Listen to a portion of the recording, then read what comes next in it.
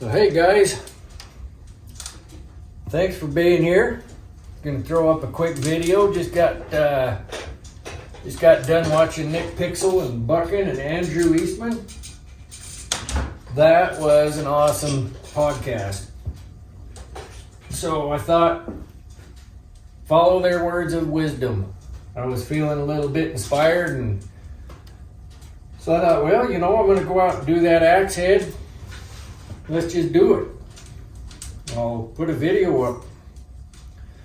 This is a 3.5 pound Council Tools. Oh, the lighting over here is bad. There it is. There you go. 3.5 pound Council Tools. It was really dirty, just covered with rust. I wasn't inspired earlier to do a video, so I went ahead and cleaned her up. You can see there's some pitting in there. If you want to blue something, you can blue it.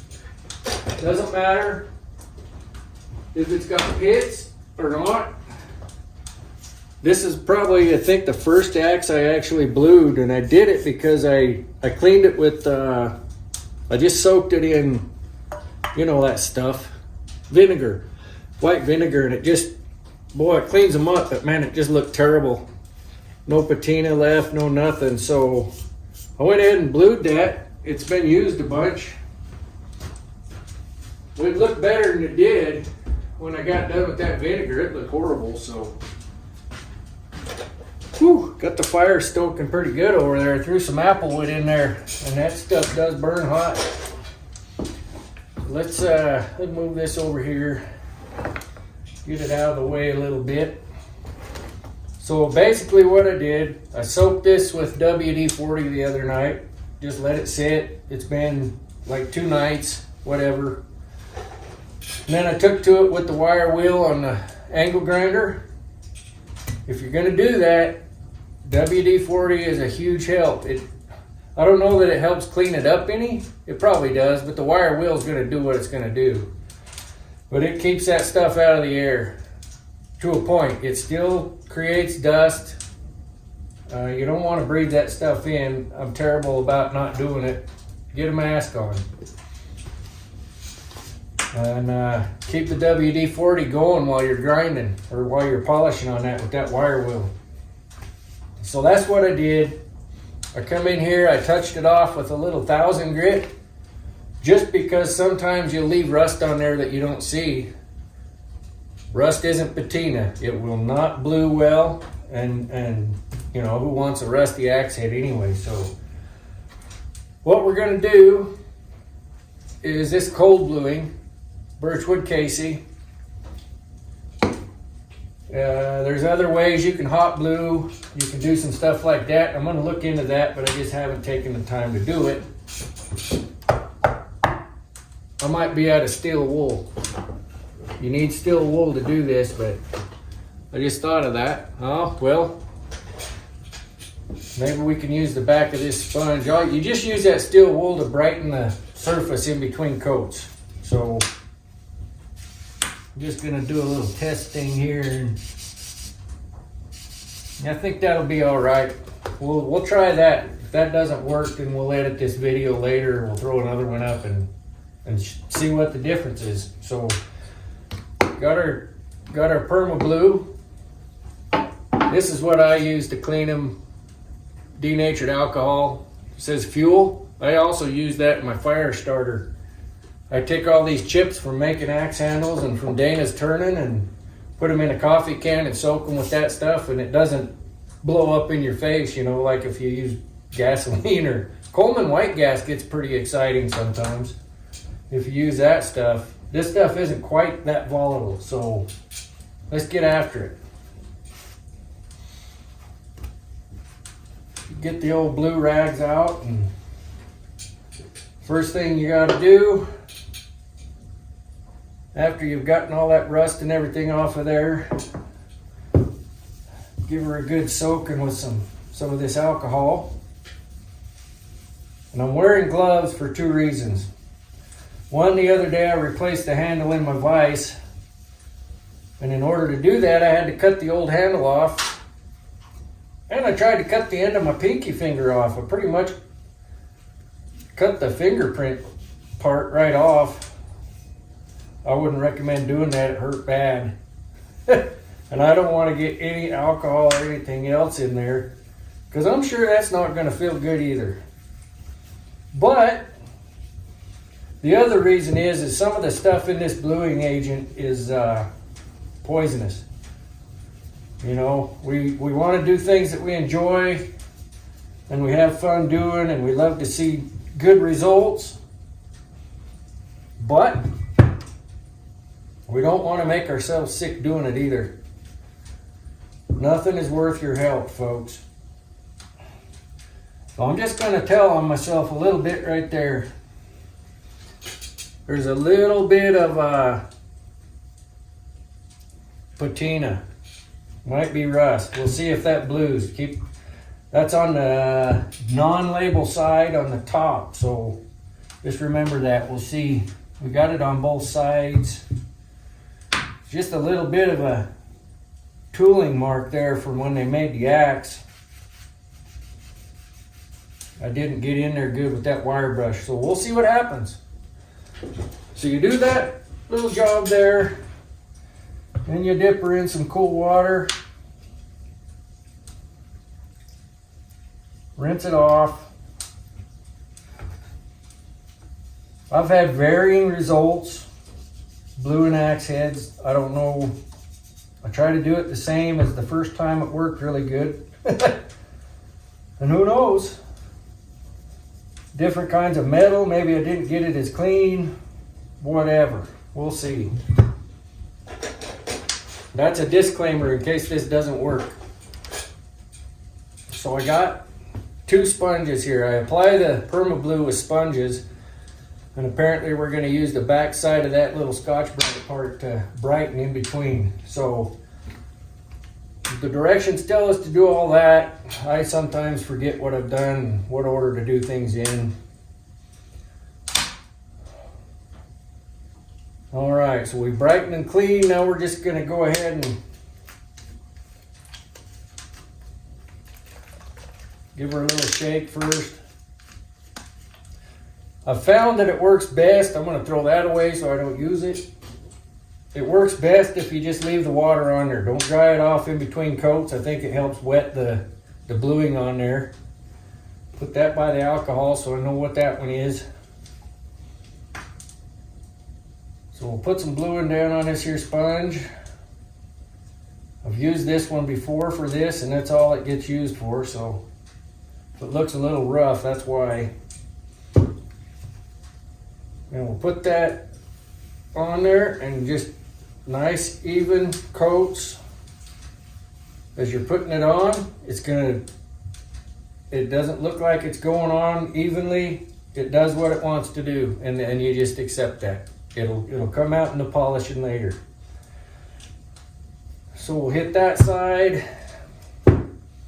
We'll hit this side.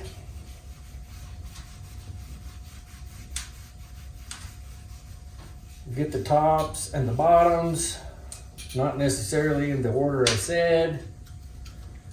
Then we're gonna sit, and I'll edit parts of this out. You don't have to sit and watch this paint dry for.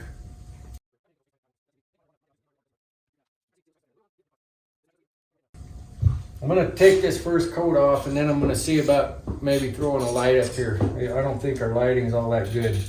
It's another thing Nick tells us. We think about lighting. Think about everything you're doing on a video. Make it more pleasing for the viewer. I have a tendency to just throw videos. Oh, I feel like doing a video now. I better just do it. Well, I don't think them all through. That's all right. You get what you get when you get on this channel, huh? So we're going to say that's been a minute.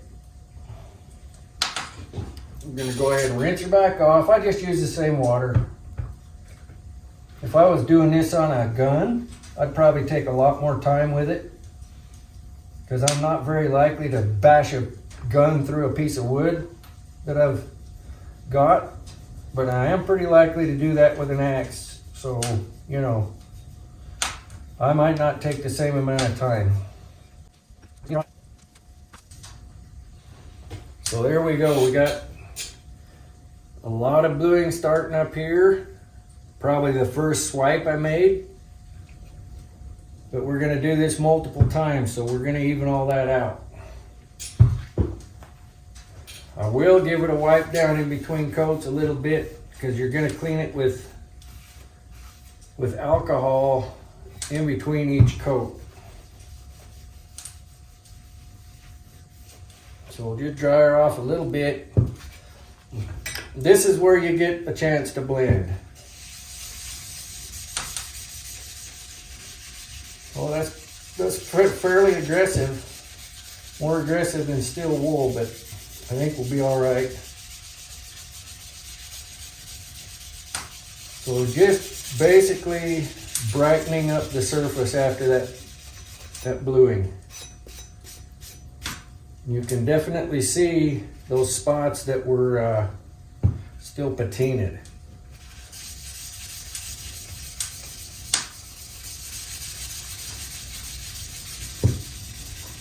Brighten up that whole surface.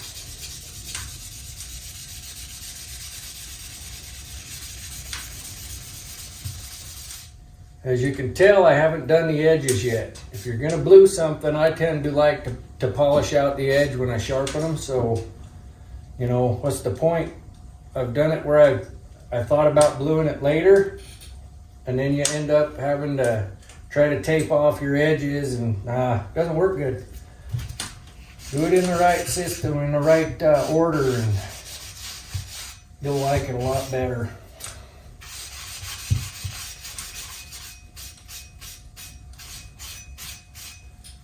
All right, so we've done that.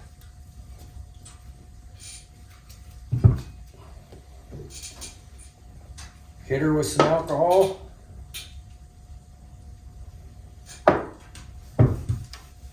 And all of this, when you're doing all of this, it does help blend all of that in there.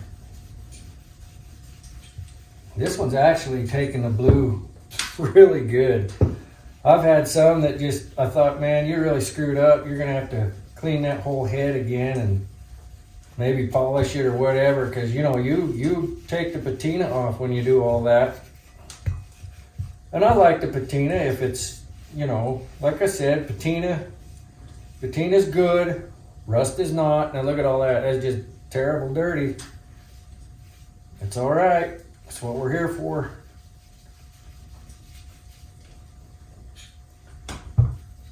All right. We'll let that sit there for a minute, and I will turn you guys off, bring you back when I got some more light going. Hang with me. Okay, we're back.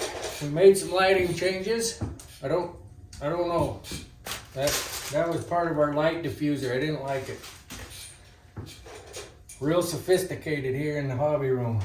So where we stopped was we rinsed that off. I want you to look real closer. See that? Look like rust? Well, yeah, that's kind of what we're doing. That bluing is a chemical etching, and it's a little bit like rust. So since I waited and that started to build up, I'll give her another quick wipe with the alcohol. So let's get back on. Let's just get some bluing on there now. Probably should wipe that alcohol off. I'm not gonna. Sometimes instructions are just another man's opinion. I've said it before and I'll say it again, and I'm gonna stick to it. It's my story.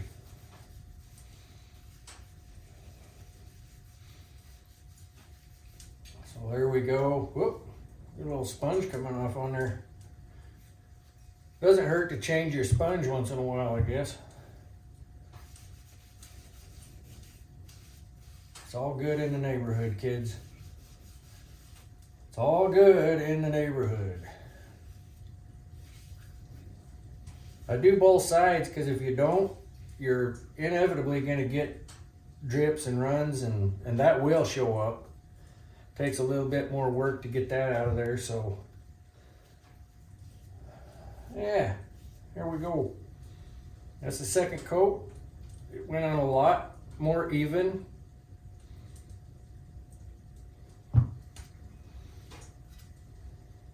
It's looking good. This is the boring part. I'll tell you what, I'm gonna have to shed a jacket. I got that fire going. Woo!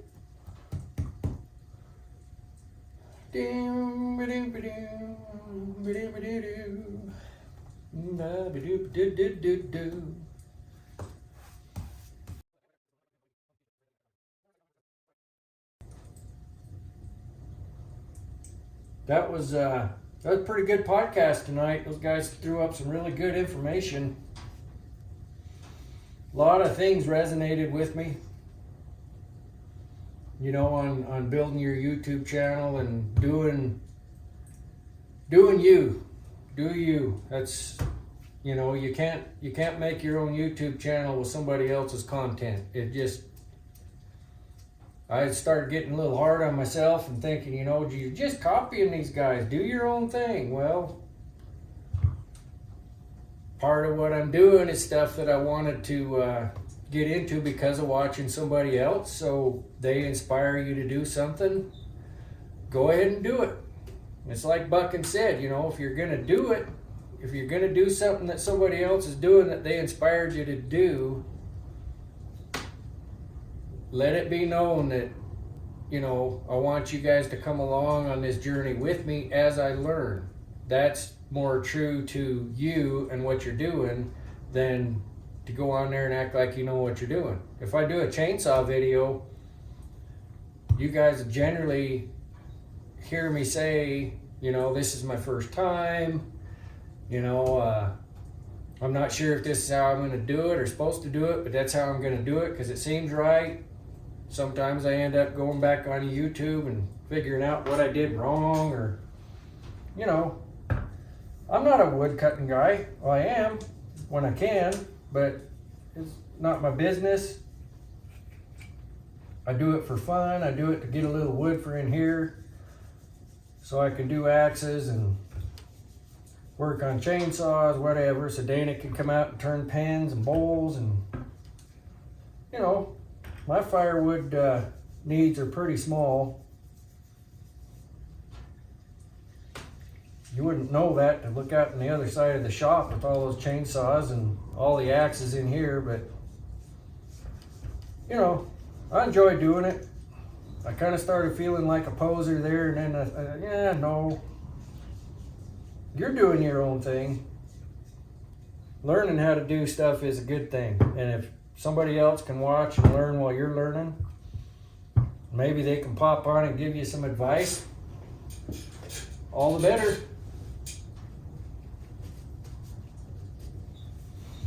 So that's coat 2.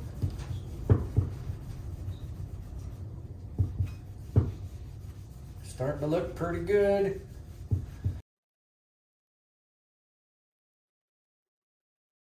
Wicked bad. So, coat number 2.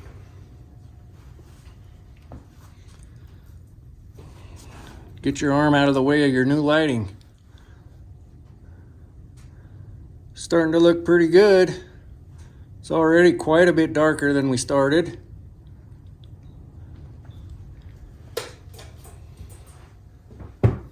I gotta get rid of this jacket. I am sweating in here. Tell you what, if I could find more apple wood to burn, I would. But I also like to use it to smoke meat, so.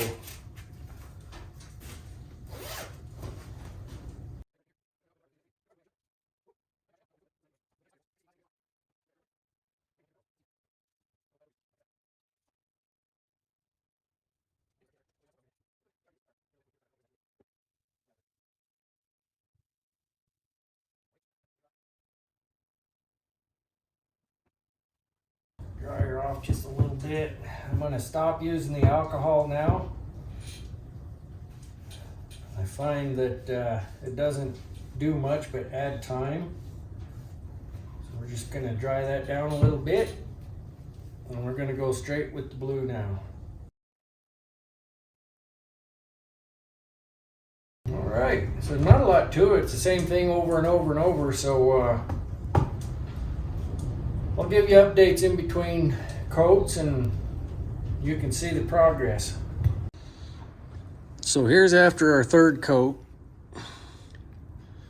Starting to get a nice sheen to it. I wish we had the steel wool because I think the Scotch-Brite's actually, it's kind of hard to get it even, but we're getting there. I had to open the door. I was gonna melt. See you in a bit. Just gonna pop back on there real quick. So I looked around the shop for some steel wool. I didn't have some, but I found some 3000 grit sandpaper, and this is after that third coat. Like a couple minutes later, I hit that with some of that 3000 grit. So the shinier you get it in between coats, the better off the finish is gonna be.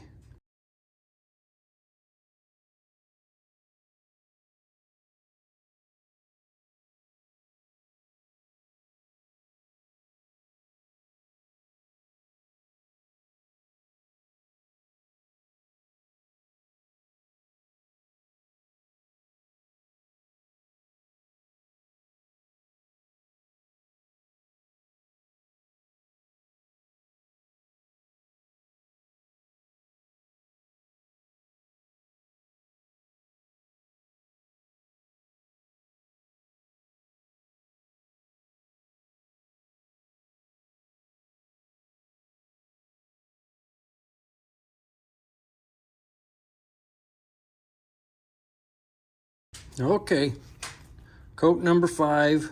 They're, I think on the camera, kind of all starting to look the same. It's really hard to see the difference. There are some minor differences. It's starting to look a little deeper. More even. So yeah, we're getting there. I'll throw some more coats on and I'll bring you back for the final product. All right, we're back. Let's think about it. I think we did 8 coats. I was gonna stop at 7 because I couldn't see a difference. And then 7 did some really weird streaky things. So we went ahead and did 8. So I'm gonna flip you around and we'll see how we did. There we go.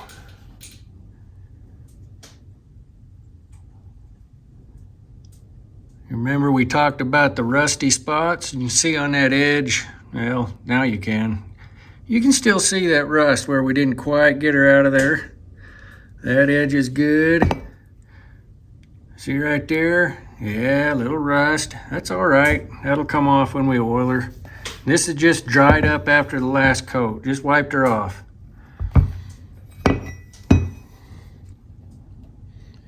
Overall, I'm pretty happy with how she turned out. We'll do another video on sharpening this guy now, as long as we've gone this far. So yeah, it's a different thing to do to an axe. It does add a couple hours probably to your build. Don't get in a hurry.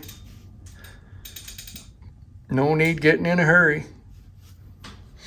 Yeah, I'm really excited that that little Forest Service thing came out.